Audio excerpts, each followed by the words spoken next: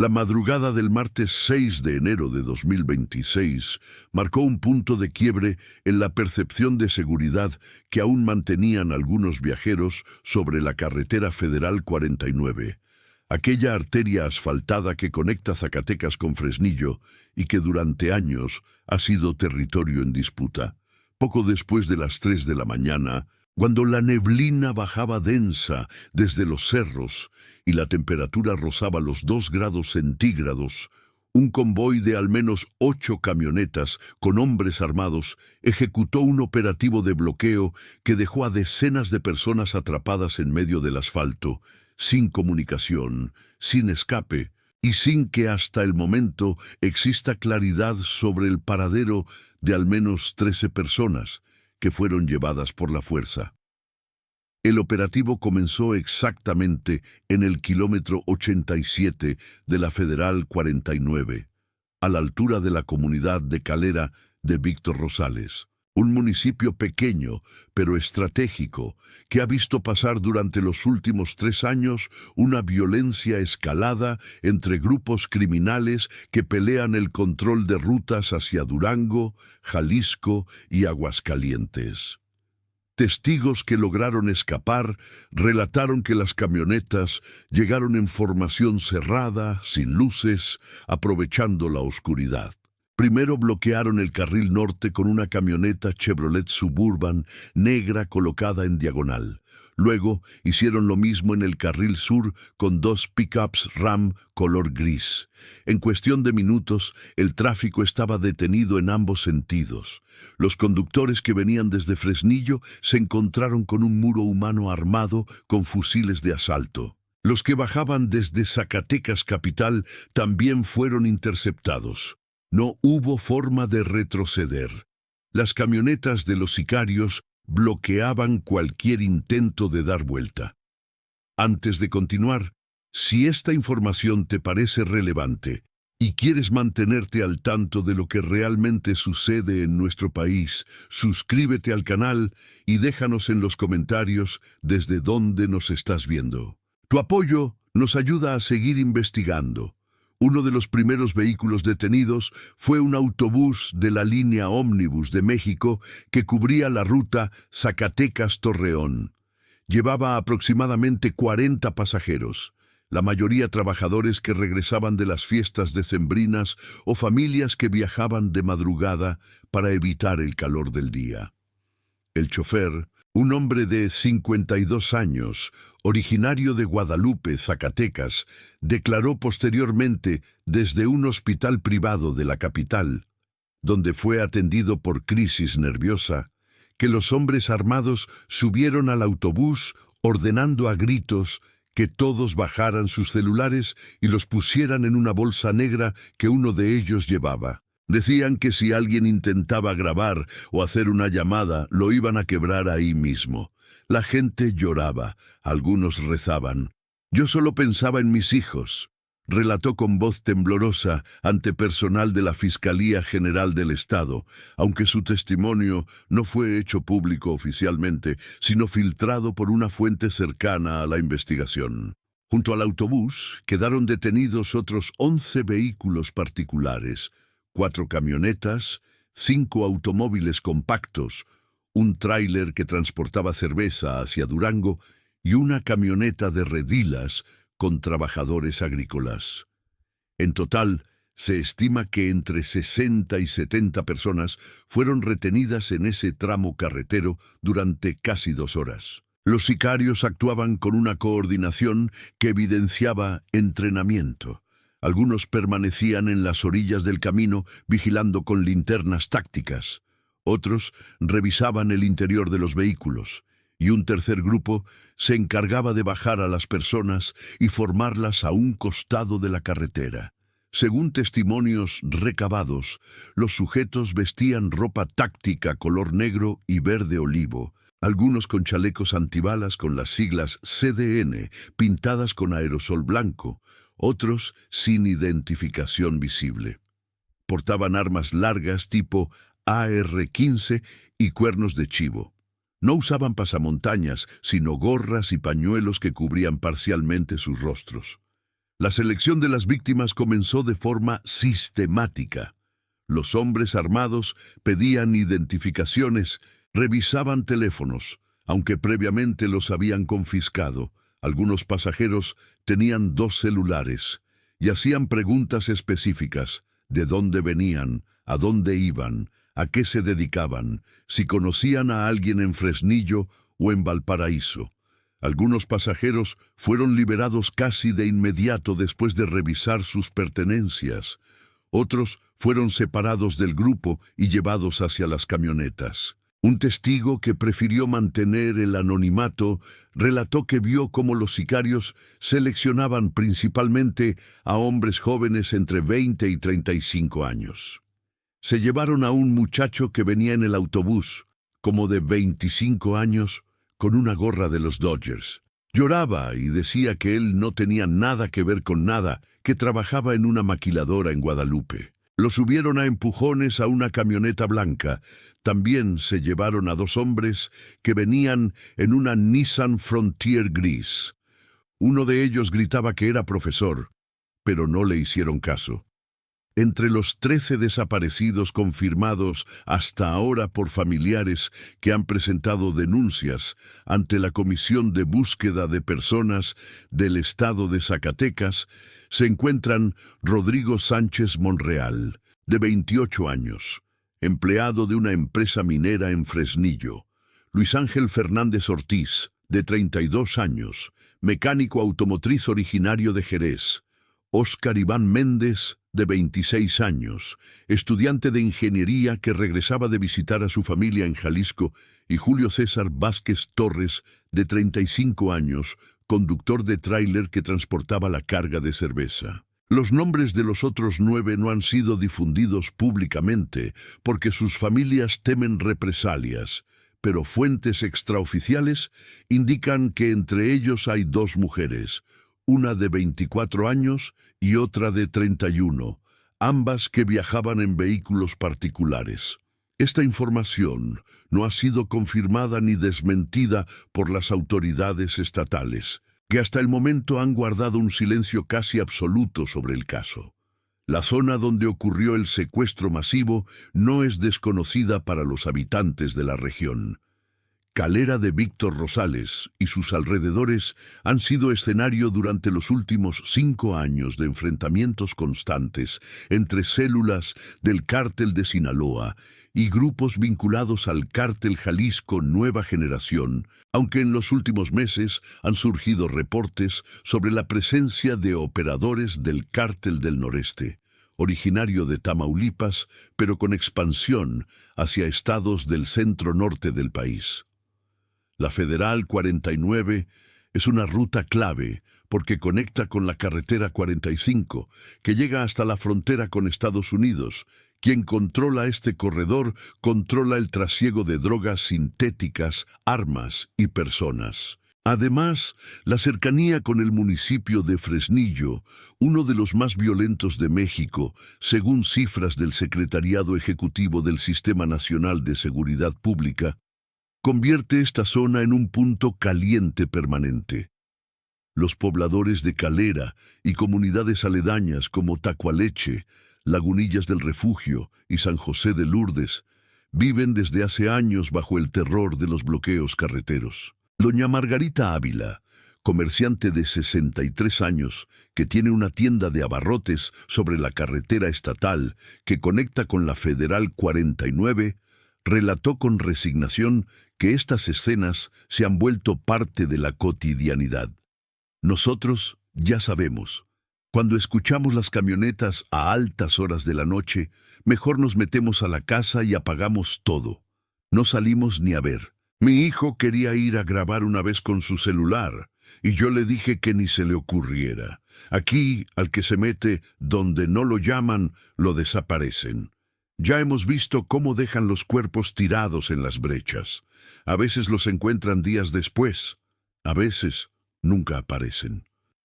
Don Esteban Rojas, agricultor de 70 años que vive en un rancho a 5 kilómetros del lugar del bloqueo, asegura que esa madrugada escuchó claramente las camionetas pasar por el camino de terracería que conecta con su propiedad.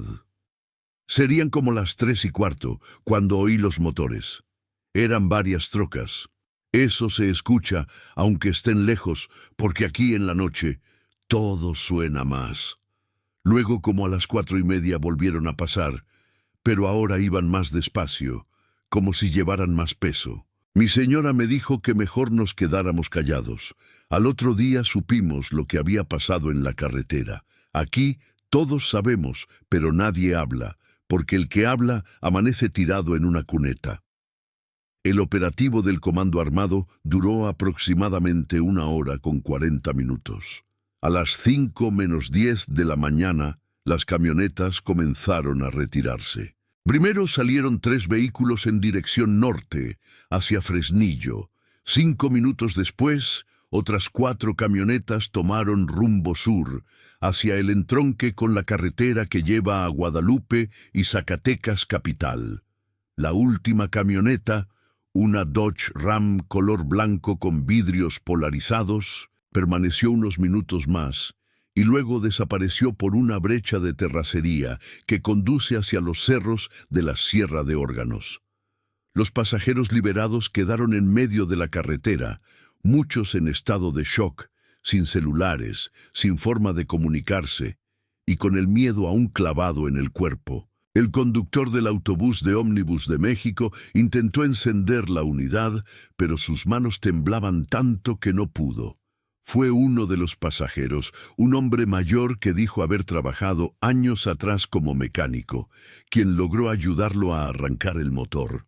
Varios de los automovilistas subieron rápidamente a sus vehículos y salieron a toda velocidad, sin esperar, sin voltear atrás. El primer reporte oficial sobre el bloqueo carretero llegó hasta las 6:47 de la mañana, cuando una patrulla de la Policía Estatal recibió una llamada anónima sobre vehículos abandonados y personas alteradas en el kilómetro 87 de la Federal 49. Cuando los elementos llegaron al lugar, ya no había rastro del Comando Armado. Encontraron únicamente algunos objetos tirados en el asfalto: mochilas, una carriola de bebé, zapatos, un rosario, botellas de agua y manchas de lo que parecía ser orina en el pavimento, evidencia del terror que vivieron las víctimas durante las 2 horas de retención. Los agentes acordonaron la zona y solicitaron apoyo de la Guardia Nacional y de elementos de la Secretaría de Seguridad Pública del Estado. Sin embargo, cuando las unidades de refuerzo llegaron cerca de las 8 de la mañana, la escena ya había sido alterada. Varios de los vehículos que habían sido detenidos durante el bloqueo ya no estaban. Sus dueños, aterrorizados y desesperados por salir de esa zona, habían huido apenas tuvieron oportunidad. La Fiscalía General del Estado de Zacatecas emitió un breve comunicado el miércoles 7 de enero, más de 24 horas después de los hechos, confirmando únicamente que se tiene conocimiento de un bloqueo carretero ocurrido en la zona de Calera y que se han iniciado las investigaciones correspondientes. El texto, de apenas 6 líneas publicado en redes sociales, no menciona el número de víctimas, no confirma los secuestros, no proporciona detalles sobre líneas de investigación y no hace ningún llamado a testigos o familiares de desaparecidos. Esta reacción tardía y vaga del gobierno estatal generó una ola de indignación en redes sociales, donde familiares de los desaparecidos comenzaron a publicar fotos y videos exigiendo respuestas. Mi hermano Rodrigo salió de Fresnillo el lunes en la noche porque tenía que llegar temprano a Zacatecas para un trámite. Ya no contestó el teléfono desde las 3 de la mañana. Hemos ido a hospitales, al CEMEFO, a la Fiscalía, y nadie nos da información. Solo nos dicen que esperemos. ¿Esperar qué? A que aparezca muerto. Escribió Daniela Sánchez, hermana de uno de los desaparecidos, en un mensaje que se viralizó rápidamente. Colectivos de búsqueda de personas desaparecidas en Zacatecas Como familias unidas por nuestros desaparecidos Zacatecas y madres buscadoras de Fresnillo, reaccionaron con dureza ante el manejo del caso por parte de las autoridades. Luz María Dávila, fundadora de uno de estos colectivos y madre de un joven desaparecido en 2021 en circunstancias similares, declaró en entrevista con medios locales que este tipo de operativos masivos en carreteras federales no son nuevos en la entidad. Esto ya lo hemos visto. En 2023 hubo un bloqueo similar en la carretera a Guadalupe, donde se llevaron a 8 personas. De esas 8, solo encontramos los restos de 3. Los demás siguen desaparecidos. El gobierno siempre responde igual. Dicen que investigan, que hay avances, pero nunca nos dicen nada concreto. Mientras tanto, nosotras seguimos buscando a nuestros hijos en fosas clandestinas, en barrancas, en ranchos abandonados. Las autoridades federales, por su parte, también han mantenido un perfil bajo. La Guardia Nacional, que tiene presencia permanente en varios puntos de la carretera federal 49, no emitió ningún comunicado oficial sobre el operativo. Extraoficialmente, elementos de la corporación consultados bajo condición de anonimato señalaron que el bloqueo ocurrió en un tramo donde no hay caseta de vigilancia permanente y que los patrullajes nocturnos en esa zona se realizan de forma esporádica debido a limitaciones de personal y recursos. Uno de los guardias, con más de 10 años de servicio en la región, fue más directo. Nosotros sabemos que esa carretera es tierra de nadie después de las 10 de la noche. Los grupos criminales hacen lo que quieren. Nosotros no tenemos ni el armamento ni el número de elementos para enfrentarlos. Si nos topamos con un convoy armado, lo que nos dicen es que no busquemos el enfrentamiento directo. Es triste, pero así está la cosa. El silencio de las autoridades contrasta con el ruido que comenzó a circular en redes sociales y grupos de WhatsApp locales. Apenas horas después del bloqueo, comenzaron a difundirse audios supuestamente filtrados de conversaciones por radio entre miembros del grupo criminal responsable. En uno de los audios, una voz masculina con acento norteño da instrucciones precisas. Plebes, los que traen tatuajes o los que se vean que son de la contra, se los levantan. A los que no, los dejan ir, pero que nadie agarre el teléfono. Al que lo agarre, se lo quiebran ahí mismo. ¿Entendido? Otra voz responde, entendido, jefe. Aquí ya tenemos como a 10 identificados. ¿Qué hacemos con las viejas? La primera voz responde sin titubear. Si vienen solas y no traen nada raro, las sueltan. Si vienen con alguno de los levantados, se las llevan también para investigar. Estos audios, cuya autenticidad no ha podido ser verificada de forma independiente, fueron compartidos miles de veces en grupos de Facebook y Telegram dedicados a temas de seguridad en Zacatecas. Paralelamente, comenzaron a circular versiones extraoficiales sobre los motivos del operativo. Una de las teorías con mayor peso sugiere que el comando armado buscaba específicamente a un grupo de hombres que supuestamente trabajaban como halcones o informantes para una célula rival en Fresnillo. Según esta versión, el operativo no fue un levantón al azar, sino una acción quirúrgica para identificar y eliminar colaboradores del grupo enemigo. Lo que pasó es que hay una guerra interna muy fuerte por el control de Fresnillo. Hay células que antes eran aliadas y ahora están peleadas. Entonces hacen este tipo de bloqueos para pescar a quien ande colaborando con el otro bando. Por eso revisan los teléfonos, las fotos, los contactos. Si encuentran algo sospechoso, te levantan. Si no, te dejan ir, pero con la advertencia de que te están vigilando, explicó un analista de seguridad que pidió no ser identificado. Otra versión apunta a que entre los secuestrados podrían estar personas relacionadas con empresas mineras o de construcción que operan en la región y que se han negado a pagar extorsiones a los grupos criminales. Zacatecas es uno de los estados con mayor actividad minera del país, particularmente en los municipios de Fresnillo, Sombrerete y Mazapil, donde se extraen plata, oro, zinc y plomo. Las empresas mineras, tanto nacionales como extranjeras, son un blanco frecuente de extorsiones por parte de células criminales que exigen pagos mensuales a cambio de permitir la operación de las instalaciones.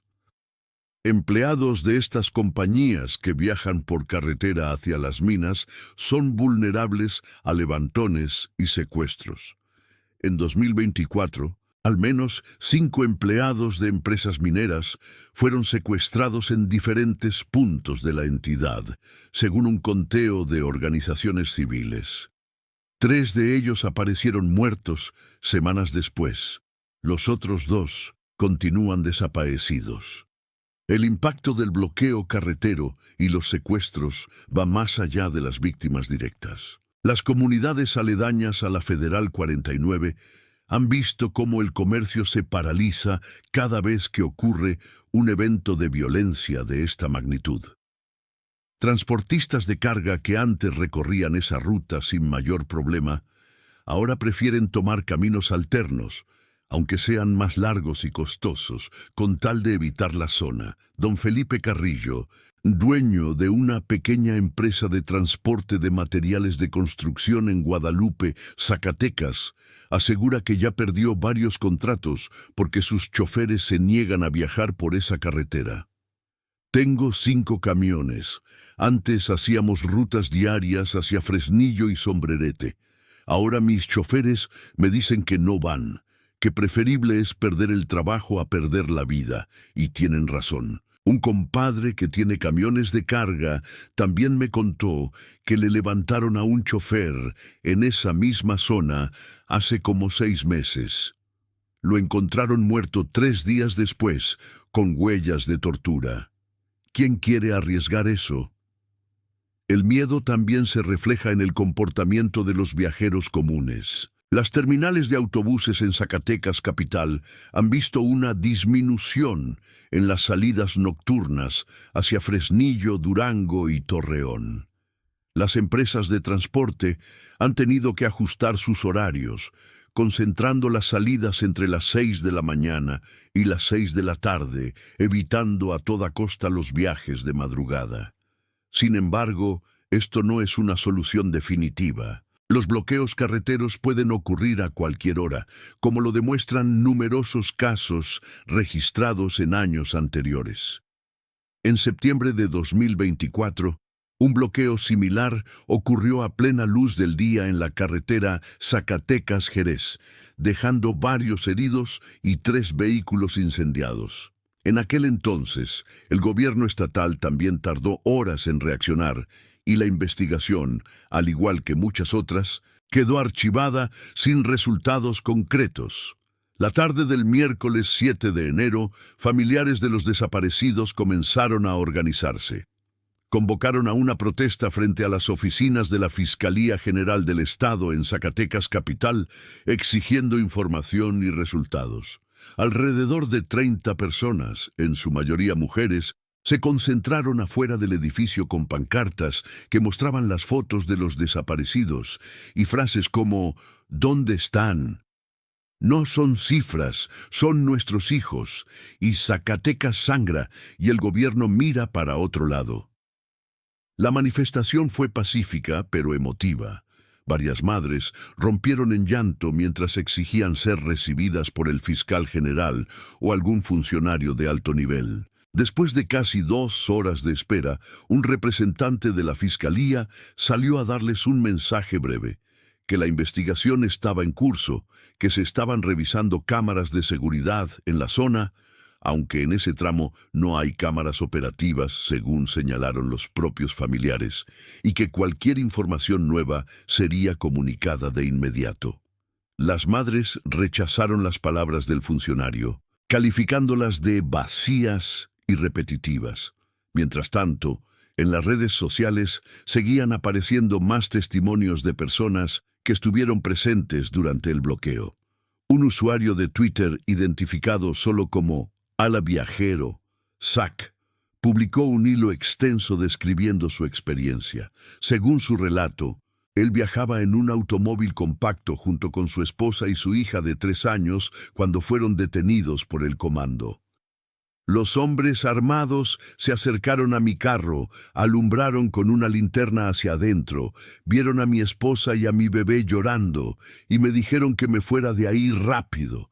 Ni siquiera revisaron mis documentos, solo me dijeron «lárgate ya». Yo no esperé, arranqué y me fui. Cuando pasé al lado de las camionetas, vi cómo tenían a varios hombres hincados en el pavimento, con las manos en la cabeza. Mi esposa estaba llorando. Mi hija gritaba. No se me va a olvidar esa imagen nunca. Siento impotencia y culpa por haber salido ileso mientras otros siguen desaparecidos.